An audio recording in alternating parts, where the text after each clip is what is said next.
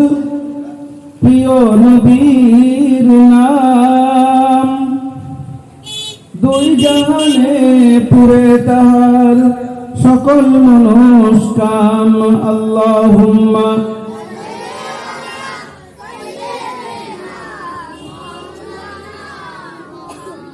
ওয়া আলা আলি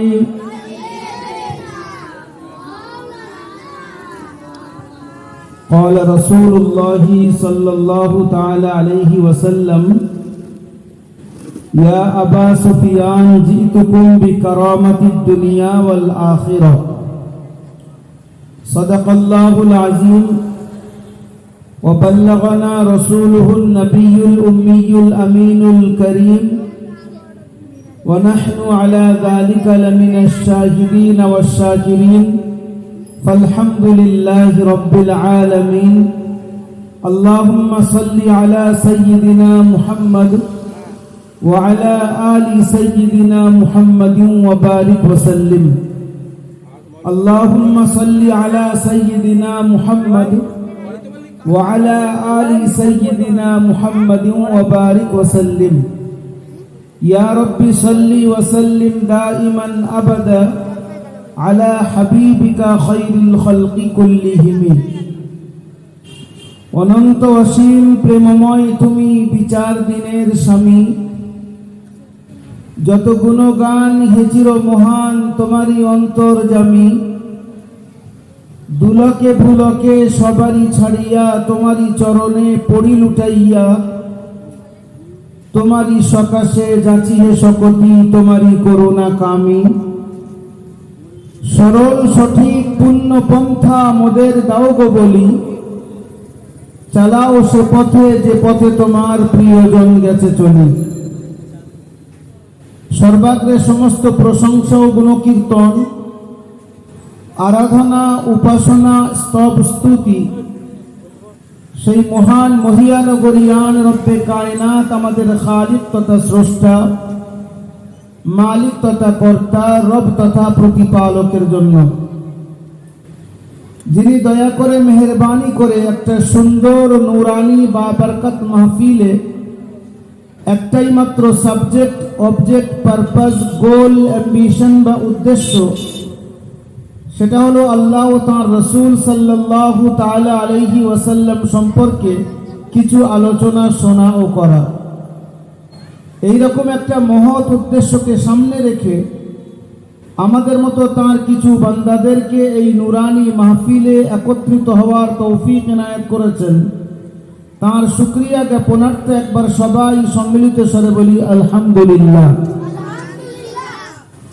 অতঃপর আমার আপনার নবী, শেষ নবী, মহানবী, প্রিয় নবী, সোনার নবী, সাম্প্রদায়িক সম্প্রীতি, ঐক্য, সংহতির মূর্ত প্রতীক, আমিনার দুলাল মরুর ভাস্কর, আহমদে মুজতাবা মুহাম্মদে মুস্তফা সাল্লাল্লাহু তাআলা আলাইহি ওয়াসাল্লামের উপরে অসংখ্য দরুদ ও সালাম বর্ষিত হোক। সবাই বলেন আল্লাহু আমিন।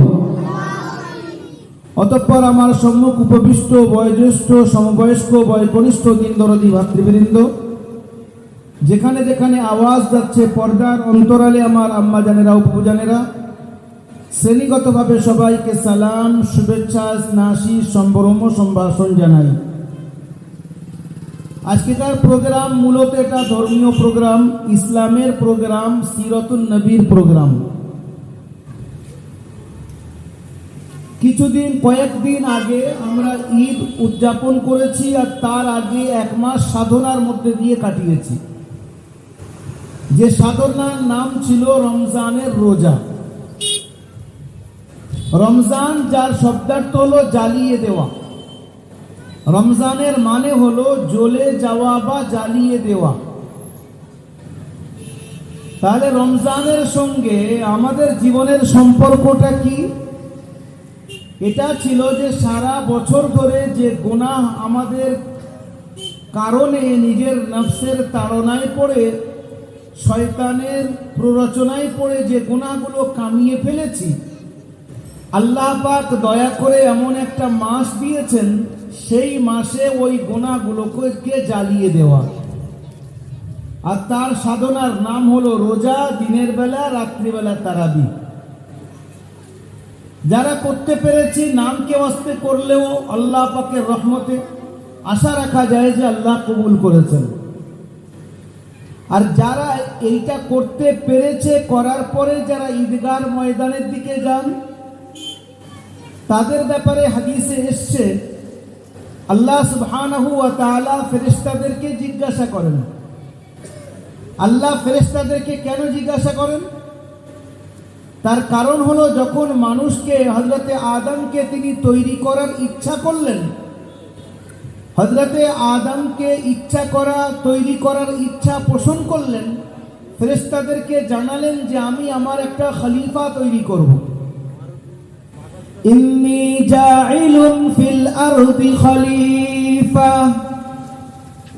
যে আমি পৃথিবীতে আমার একটা খলিফা তৈরি করব, আমার প্রতিনিধি তৈরি করব। তো তার উত্তরে ফেরেশতারা বলেছে, আতাজালু ফিহা মান ইফসিদু ফিহা ওয়া ইয়াসফিকুদ দিমা ওয়া নাহনু নুসাব্বিহু বিহামদিকা ওয়া নুকদ্দিসু লাক। আপনি এমন একজনকে বা এমন একটা মখলুককে তৈরি করছেন, সৃষ্টিকে তৈরি করছেন, যারা পৃথিবীতে গিয়ে খুনরেজি করবে, কতল কিতাল করবে, হত্যা করবে, পাপাচারে লিপ্ত হবে। আমরা তো আপনার সমস্ত রকম ইবাদত করি, তাসবিহ করি, তাহলিল করি, তাহলে আমাদেরকে প্রতিনিধি হিসেবে তৈরি করতেন।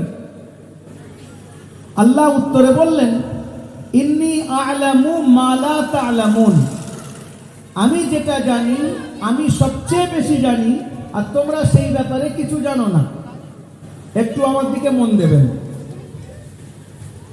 এবারে ফেরেশতারা যেহেতু তখন নিজেদের অপোজটাকে এক্সপ্লেন করেছিল, তারা বলেছিল যে আমরাই যোগ্য, মানুষ পৃথিবীতে গিয়ে পাপাচারে লিপ্ত হবে।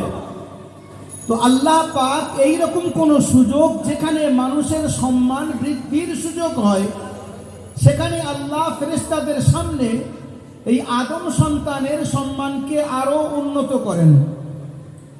ঠিক রমজানের ব্যাপারে আল্লাহ পাক ফেরেশতাদেরকে জিজ্ঞাসা করছেন, ইয়া মালাইকাতি ইবাদি কাযাউ ফরিযাতি সুম্মা খরাজু ইয়াউজ্জুনা ইলা দুআ।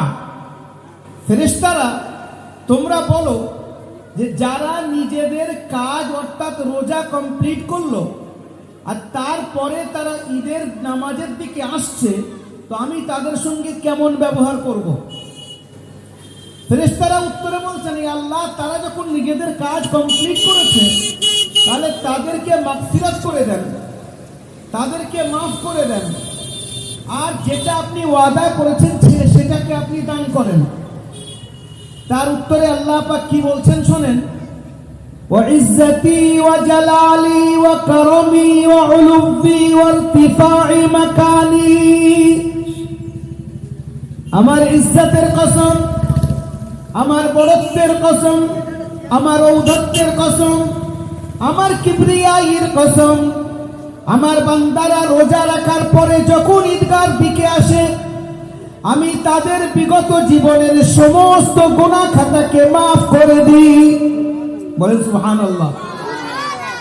শুধু তাই না, তারপরে আল্লাহ পাক বলছেন যে তাদের যে গুনাহগুলো ছিল সেই গুনাহগুলোর জায়গায় আমি নেকি দিয়ে পরিপূর্ণ করে দিই। বলেন সুবহানাল্লাহ।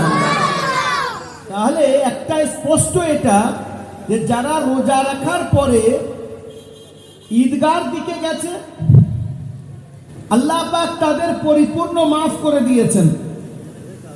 এর পরের কাজ যেটা, এবারে আমরা পুরো বছরটা কিভাবে কাটাবো।